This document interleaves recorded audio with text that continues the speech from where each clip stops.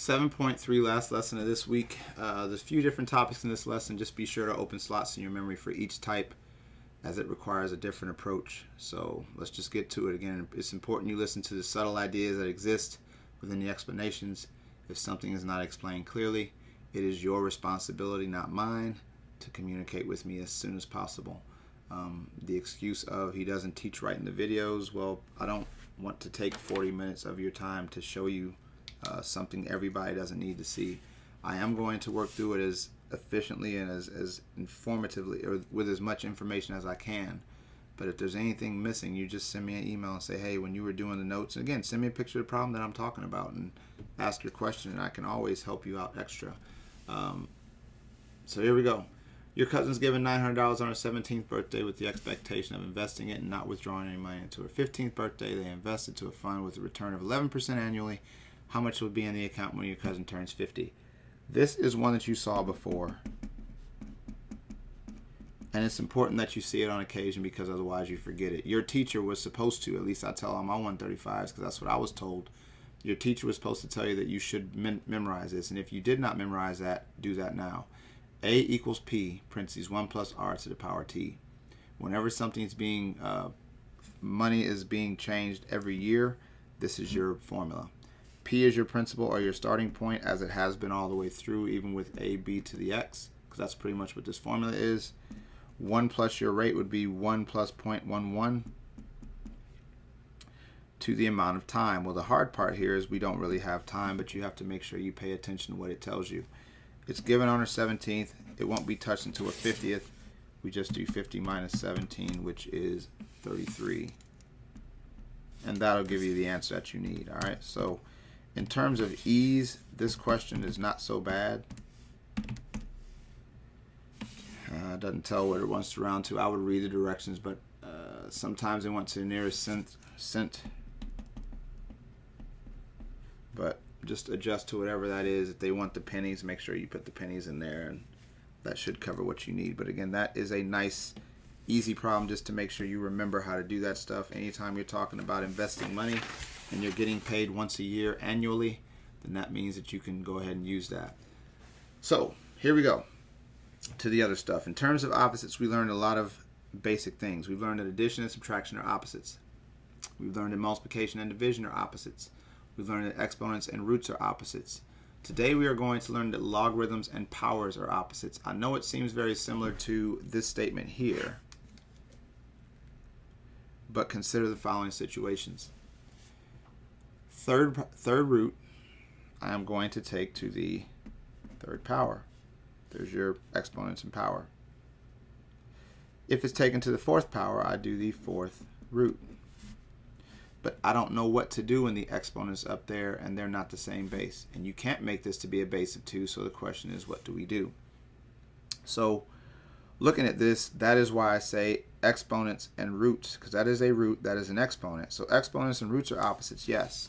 But the opposite of a power, which is the full 2 to the x equals a number, is a logarithm. So we haven't encountered the one with the variable and the exponent yet. So that represents the concept of your logarithm versus your power. Our first job is to learn to translate a power into a logarithm. So again, you need to memorize and apply the following basic translation. Hopefully you write these two things down. B, which is base to the exponent equals, I'll just call it power, converts to B, the log of the base, the log base B of the power equals the exponent. In general, again, getting to the point, you're really just flipping the E and the P around. Here E is with B, here P is with B, and then E is alone. So as long as you can remember that, it shouldn't be too bad to translate that again if necessary. Write it down, study it. That's what we should be doing anyway. So one of the things they're going to ask you to do is write the equation in exponential form, which just means this is a logarithm and you want it as an exponent. That is your base, don't forget. So it'll be 6. And then you just flip these two around. So x comes up here, 216 goes there. Then evaluate. Well, even if you don't know how to evaluate it, at this point it's pretty easy. Just 6 to the third. And if 6 to the third didn't work, I would have done 6 to the fourth, but x has to equal 3. Because 6 to the third is 216. So this is one of those things where typically you're just going to kind of think of the number. There's no real solving for this. but you'll kind of use your common sense and think your way through it. But that's it. The key thing is, can you get that formula? Because once you get that formula, you can kind of use guess and check to do 6 to the second. Nope, 6 to the third. Yep, 216, so I'm done. Same thing here. Write it in exponential form. So that's your base. This switches over, equals 1 over 125. Here's what I know about this variable. It has to be negative because my number is on the bottom. So forget about that and focus on the 125. 5 times 5 is 25 times the third 5. I think it's 5 to the third. 125. That means that x is negative 3. Again, the only way it goes down to the bottom is if that 3 is negative. So that's one of the things you're going to be asked to do. Again, your focus is on, can you adjust this to be that the right way? They're also going to have you write in logarithmic form because you need to be able to translate both ways. But the key thing to remember is this just switches sides. So it'll be log base 3 of 27 equals x. Again, that's all that happens. Those two switch sides. You're not being asked to evaluate those, but you could if you needed to. But again, this is just making sure you can write in this form. This becomes log base 6 of 1296 equals x. These two things just switch sides. And what does that do for us? Well, being able to translate means that if I see a logarithmic statement, that I should be able to, as long as it's easy enough, figure out what the value of it is. So if it says log base 5 of 125 and I don't know what that is, just add your equals x to it and write it in exponential form. So 5 to the x equals 125, and use your common sense. Well, what power of 5 is 125? We know that to be 3, which means that the log base 5 of 125 is 3. This is manipulation. This is translations. This is using your common sense with powers, things like that. Log base 64 of 4 is what? Well, we don't know. So when you want to get it finished, put it at equals x so you can switch the form. 64 to the x power equals 4. Well, here's what I know. I know that we don't know how to do this. I don't want to think about what number makes it 4 because that's really going a weird direction. But I do know that if I can write 64 as a base of 4, that it should be good. 4 times 4 is 16 times the third 4 is 64. So this is what we did in our last section, I believe. 64 is 4 to the third, which means that this is 4 to the third to the x, which means that this is 4 to the 3x equals 4. Now here's the problem. Yes, the 4's are there, but there's no exponent here. But there is an exponent there. That is 1. So what you actually end up with is 3x equals 1, which means that x is 1/3. Now here's the beauty of it. We can check that number just to make sure. 64 to the 1/3 equals 4, which means that it does work. That number does exactly what it's supposed to do. The trick here, though, again, is if that number doesn't move up, then what we need to do is make sure that we convert it, and you will be able to in these. You'll convert it to a base of 4. Remember that there is a 1 on that exponent there, and then set those two things equal to each other, and everything else will fall into place. So in the first section of this chapter, we learned about the process of graphing exponential functions. We learned about finding key points, identifying domain and range, etc., etc. We will now look at the graph of its opposite, which is the logarithmic function. So first we'll focus on the key points and then go from there. So the main key value is x equals 1. Let me explain why. Your formula is y equals log base something of x. And you want to use x equals 1 as your key point. Why? Well, if you wrote this in logarithm or in exponential form, you'd have 5 to the y equals 1. What power leads to 1? From what I know, 0. If I put this, it would be base 3 to the y equals 1. What value leaves it at? It would be 0. So pretty much your key point in all these is going to be based off of 1, 0, because as long as you're doing a log, you have to remember that the easiest number to find for a log is 1. Now you don't know that yet, but write it down. Make sure you study it. For the logarithmic function, your first key value is x equals 1. All right? But the other stuff does not work the same. The two other ones are found using the kindness of powers. So, log base 8 of 8.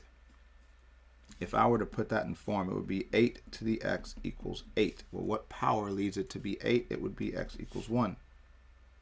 All right, that's nice. This would be 3 to the x equals 3. Well, what power leads to 3 is x equals 1.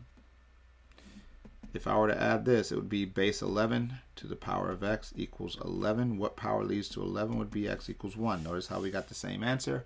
The reason we got the same answer is because we used a number that matches the base. So one of your numbers that you're going to use is going to be based off of the base, which is the same number. The other one is going to be the reciprocal of that number. Why? Because again, if we were to do this, it would be 4 to the power of x equals 1/4. Well, first off, 1 leads to 4, but it's on the bottom, so that would mean that x equals -1. All right. Same thing here. 12 to the x equals 1/12. The first power leads to 12, but it's on the bottom. X is -1. So what are your key points? X equals 1.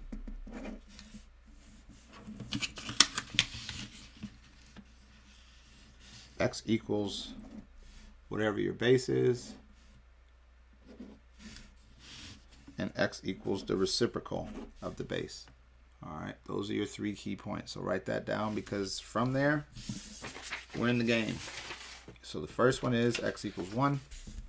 Then take the base, use that number, and then take the base and reciprocal, or use a reciprocal of that number. So with this, we now have necessary information to identify the 3 values. So if we were going to make a table of values, which we're not, but if we were, again, we'd use x equals 1. Why 1? Because we know that that's just going to lead to 0. Again, 6 to the y equals 1. The only power that leads to 1 is 6 to the 0. That just has to be memorized. But then I'm going to use 6, because 6 leads me to 6 to the y equals 6. Well, what power leads to 6 would be 1. And then I'm going to take that 6 and use 1/6 as my x, because 6 to the y equals 1/6 means that y is equal to -1.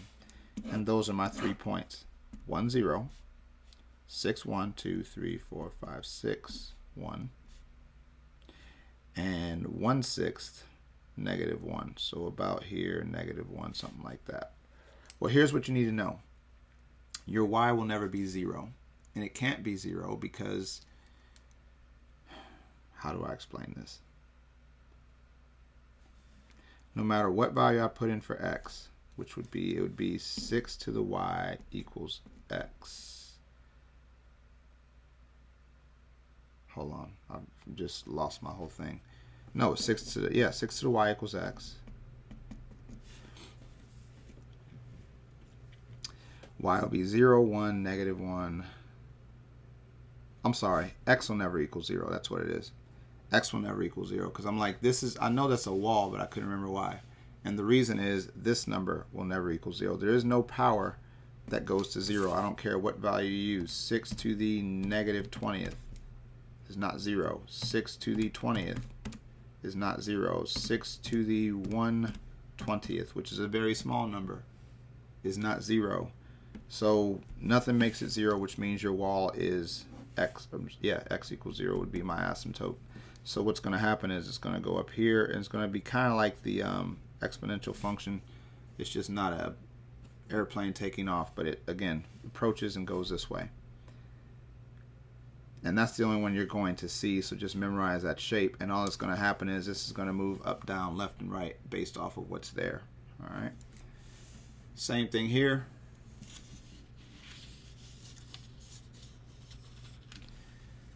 If I were going to make a 3-point chart, I'm going to use 1 first, because 1 leads to 0. Because again, 7 to the y equals 1. Y has to equal 1. I am then going to use the base and recognize that the base has to be 1. Why? Because 7 to the y equals 7. Therefore, y has to be 1. I am then going to use the reciprocal of the base, which makes it -1, because 7 to the y equals 1/7. There is your -1. If I were asked to plot these points, 1, 0, same point, 7, 1, 1, 2, 3, 4, 5, 6, 7, 1, and then 1/7 -1, again, asymptote, which is x equals 0, curve, take off. Now this does continue to grow. So your domain is the wall to the right, but your range can be anywhere from up to down. Just like the exponential function looked like it went straight up, but it kept going this way. This time your range is all numbers, but your domain is going to be from the wall over. So how does that change whenever we get to the tricky ones? That is what we're going to look at here and then go from there. So now that we have the general formula, let's look at the trick that exists within it. For the sake of time, I'm only going to do the most difficult type because it includes the pieces that you need, and because, again, I'm always available. So I'm going to leave it to your own ambition to ask for assistance as needed, but you will see 3 different types to go from there. You will see log base some number of x plus a number. You will see log base some number of parentheses x plus that number. It is important for you to understand that this number is moving left. That affects the wall. Remember, you have a wall. This is going to affect the wall, and like I said, if you're not writing this and you think you might mess up, that's on you. But this is going to move it left. This is the one where it moves it up, because if it was with x, it would put a parentheses for logarithms. All right, so keeping that in mind, they want to know what equation represents the asymptote. Remember, your asymptote was this, and your asymptote's going to move left and right. That -9, as we know, should become +9, so it'll be x equals 9 would be your asymptote. All right, because it moved right. You use the opposite of it. What is the key point? Well, the key point is what makes this 1. All right. Keep in mind what we did. We put a 1 in the box, so that was fine. Or what you could do is just say if 9 is equal to 0, because 9 minus 9 is 0, just move 1 more over. So it'll be moving over to 10. Now let's use our head. 10 minus 9 is 1. Log base 4 of 1 is 0, right? And 0 plus 2 is 2. Let's go through that again. We know that log base anything of 1 is 0. So again, 4 to the y equals 1. Y has to equal 0. So this would be 0. 0 plus 2 would give me my number there. Now what we have to do is figure out the number that makes this 1/4. Or what we could do is say from here, because since 9 is my number, I moved up 1. Now I'm going to take 9 as my number, and I'm going to move forward by 1/4. So 9 plus 1/4.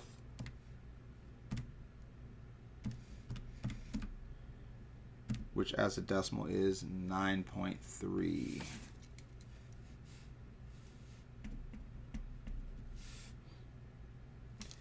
Plug in 9.9 1/4, so 9.25, which is really what it was, minus 9, which is 0.25.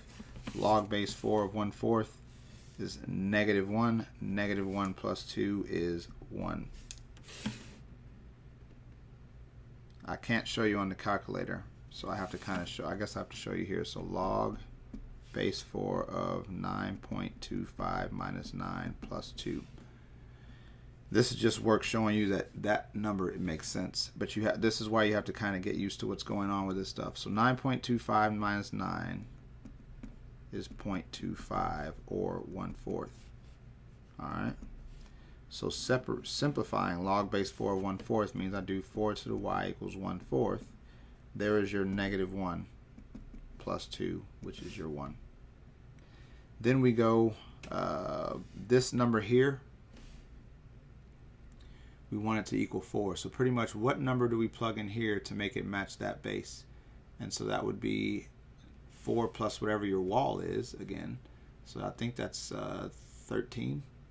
Just to make sure. Yeah.